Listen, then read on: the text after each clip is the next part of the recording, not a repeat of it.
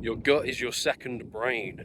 A healthy gut is the difference between not absorbing your nutrients from your food, your cholesterol, your B vitamins, your selenium, zinc, magnesium, all that, and absorbing them and putting them to use perfectly so that you have plenty of energy, a clear mind, a focused mind that's productive and can make you more money, and a functioning you know what. If you've got an unhealthy gut, it tends to leak out into all the other parts of your body. Some of you guys know this, so in this video I'm going to get into what you can do about it, how to fix it. With gut health, you have to remove the bad before you start adding the good.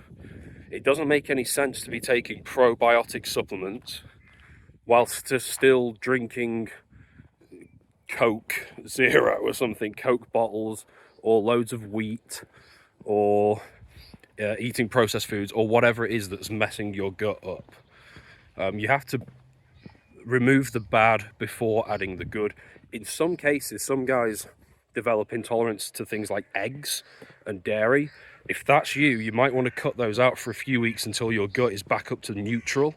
Once it's at neutral, then you can reintroduce all these other foods that are objectively good for you, but your gut is going to be in a position to sort of accept them. So you have to go from a negative state back up to neutral, and then when you're at neutral you can get a bit more flexible. If you're having gut problems right now, the main thing is we have to get you back up to neutral before we can think about, you know, other things, which means you have to be strict for a few weeks. And it's only a few weeks, it doesn't take long to fix, it really doesn't. Kind of like cholesterol, you start adding in loads of fiber, soluble fiber throughout the day, fixes cholesterol within if your LDL is off the charts. If it's not, I don't think there's anything that needs fixing, but you can fix problems within the body within a few weeks, stuff like this.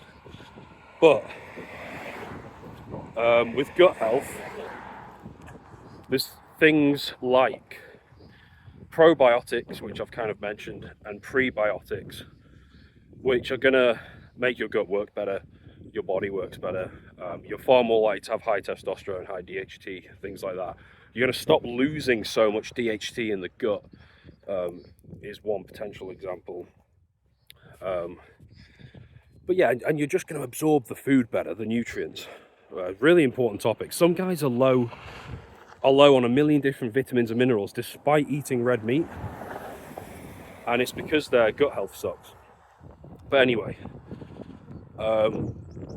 probiotics are things like sauerkraut, kefir, certain types of yogurt,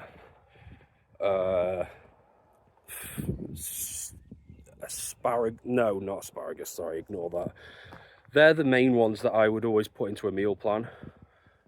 What you break your fast with, this is important, is absolutely crucial. One mistake I made in the past, and certain clients of mine, we were doing very, very well with fat loss. We were doing intermittent fasting, black coffee in the mornings, and everything's fine for a while, but eventually you run into this same old problem where either the gut becomes too acidic because of you're breaking your fast with black coffee, or like over a long period of time, or the gut just becomes ineffective. It doesn't digest food properly. And this happens when you're fasting for long periods of time and or you don't break the fast with the right sorts of foods. It doesn't happen overnight usually, it takes time. So you want to reverse that. It's really important that you break your fast with the right foods. You're not fasting for long periods of time, but you've got to have those probiotics in the morning before having something like coffee, and before having loads and loads of supplements and pills and tablets and stuff like that.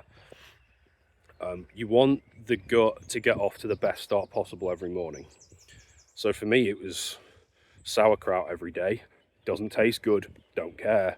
Some of you guys are really focused on taste, and you shouldn't be. If you want something a little bit tastier, kefir's the one. I've said before how I've had literal like an upset stomach on several occasions. Within 15 minutes, it was gone, literally just from having kefir. So the stuff works, it's great. So that's probiotics. Prebiotics, some good example, and again, there's supplements for all of this. I just prefer the foods because I know the foods work. And I think a lot of guys use supplements to try and compensate, and it's like a laziness thing.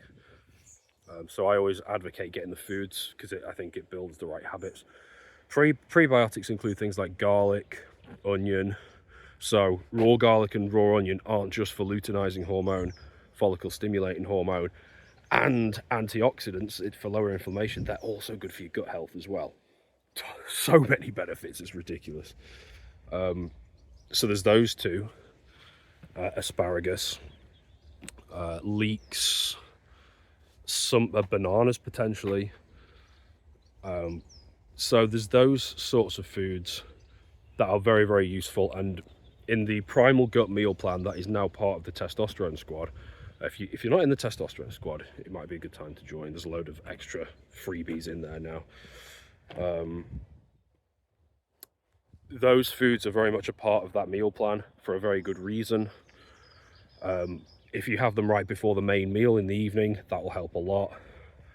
And again, all of this is within the context of, I'm assuming you're not poisoning your body with processed junk food, tons of gluten, tons of wheat. What else do people do? Like overdoing the caffeine on an empty stomach. A load of antibiotics.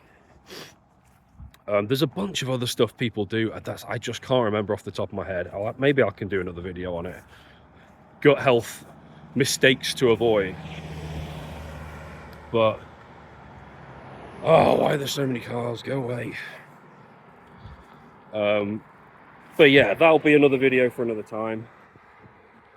I think that's all I have to say on gut health. It's an extremely important topic. If you would like to see signs that you're actually ascending with testosterone, there's 6 signs I talk about in this video. It's a very, very popular video and potentially very exciting if you have a couple of them in your situation. Check out that video, you'll find it useful.